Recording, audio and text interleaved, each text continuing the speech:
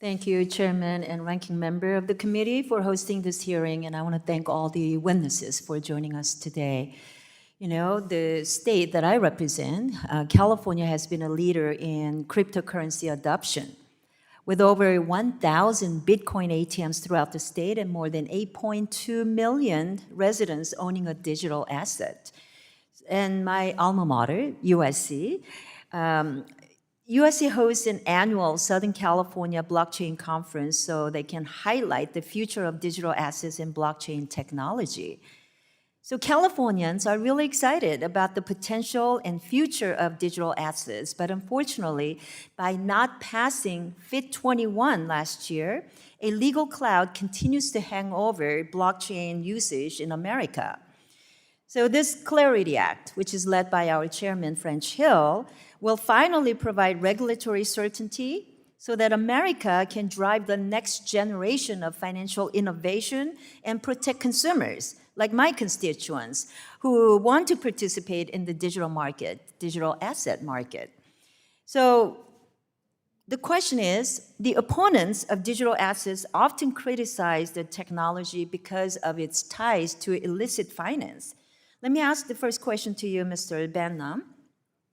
How are platforms engaging in the offer and sale of digital commodities to limit illicit finance? Thank you, Congresswoman, for the question. You know, as much as the market regulation is missing, something I've long advocated for, many of the centralized exchanges that operate in the U.S. and offer products to the United States customers do have to comply with both state money transmission requirements and also Treasury requirements within FinCEN. So there are mechanisms in place already around AML and KYC and to an extent CIP, which we would just.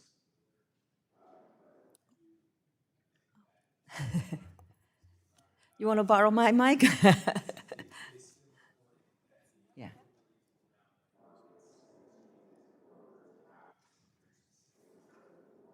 And not just the states and the Treasury Department itself. Great. I'm not sure if you can, if everybody heard, but we may need to have you borrow another mic if your mic is not working. I think they're all back As now. you're- They all went out. Are they back on now?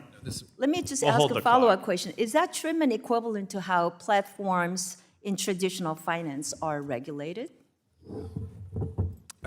Yes. So typically in the traditional financial space, you'll have regulation around the exchanges, the broker-dealers, the custodians, and with that regulation comes very exhaustive requirements around AML and KYC. Again, in conjunction with both states and the Treasury Department, which has a unique authority because of the cross-border nature of money.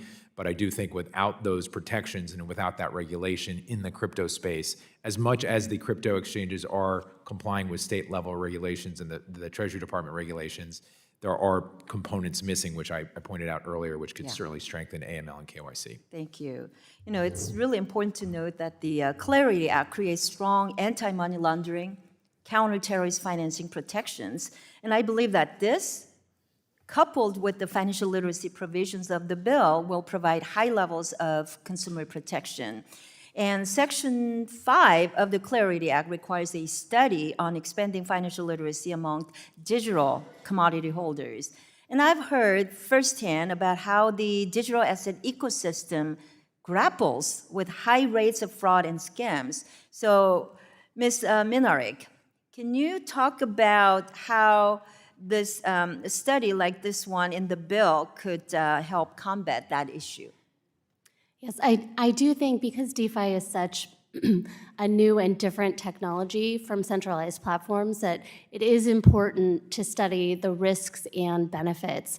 With DeFi, yes, there is not a traditional KYC AML regime, but there is robust and often real-time blockchain analytic review to identify bad actor wallets and stop transactions.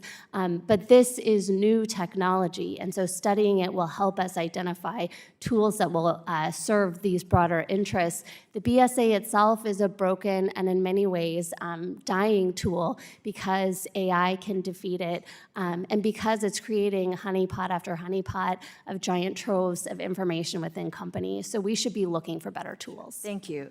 You know, as we heard here today, the United States has been behind in providing regulatory clarity to the digital asset industry. The European Union's market in crypto asset regulation was enacted over 2 years ago, and since then, we have seen a drop in blockchain and digital asset developers and companies under the Biden-Harris administration. Mr. Rahman, how could the Clarity Act help the U.S. incentivize digital asset developers and projects to come back? Thank you for the question. With rules of the road, institutions, companies will hire. They will. Your state had Silicon Valley, and it created the next wave of innovative companies in the U.S. The gentleman can further answer the question in writing. The gentlewoman's time has expired.